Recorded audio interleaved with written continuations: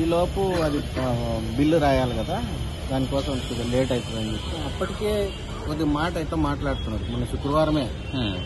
తర్వాత ఇప్పుడు మొన్న పెళ్లి అయింది కదా ముఖ్యమంత్రి వాళ్ళ కాళ్ళకు, ఆ పెళ్లికి పోయి కొండాపూర్ దగ్గర అక్కడ కొంచెం కళ్ళు తిరిగినట్టు అయింది.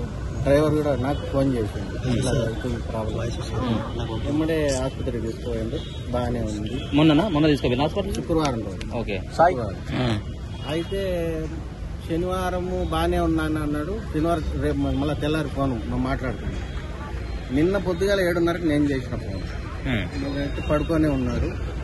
లేచి కొంచెం ఎండకు కూర్చో బాగుంటుంది, గొంతు ఏదో ప్రాబ్లం అయినట్టుంది అంటే, లేదు కూర్చుంటా కొంచెంసేపు పడుకుంటాను, తిని పడుకో ఎంతైనా తినాలి కదా ఇంత అంటే సరే అన్నాడు. ఇక అంతే లాస్ట్ ఫోన్. మేము వాళ్ళ ఊరి దగ్గరికి పోతున్నామని చెప్పిన ఆయన.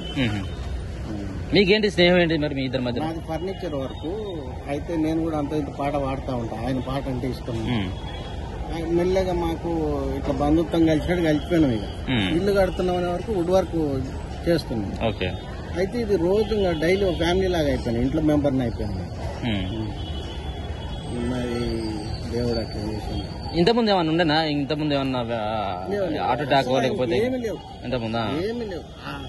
పోనీ అవి మిగతా వాళ్ళు మటన్లు చికెన్లు ఇవి తింటారు కదా, ఈయనకు అలవాట్లు కూడా లేవు, ఏం అలవాట్లు లేవు. ఒక పప్పు భోజనం తప్ప పెద్దగా ఆశించే వ్యక్తి కూడా కాదు. సో ఎన్నిసార్లు ప్రాబ్లం అయితే అంటే మరి ఎందుకు మంచి హాస్పిటల్ పోయి ట్రీట్మెంట్ చేయించుకోలేదు? 3 రోజుల క్రితమే. అయితే ఈయననే కొంచెం నెగ్లెక్ట్ అంటే, లేదు నేను హోమియోపతి వాడతా అని చెప్పింది.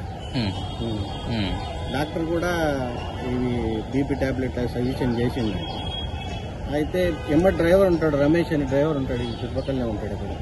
ఆ డ్రైవర్ వేసుకో బాబు అని చెప్తే, ఏమవుతుంది సారా నాకేమవుతుంది, మనిషిని చాలా గొప్ప వ్యక్తిని కోల్పోయింది. ఎట్లా చూసుకునేది? అంత తొందరగా అంత ఫ్రెండ్లీగా అవుతాడు అనుకోలే నేను. ఇద్దరం కలిసి సెక్రటేరియట్ పోయినాం. సెక్రటేరియట్ పోతుంటే, సార్ మీరు నా పక్కన కూర్చుంటారని నేను అనుకోలేదు కల్లా కూడా. అంటే నీ పక్కన నేను కూర్చుంటా అనుకోలేదు ముందు అంటాడు. ఇంకా అట్లాంటి మాటలు ఎక్కడ మర్చిపోతాం. మీకు నచ్చిన పాట ఏం లేదు. Thank you.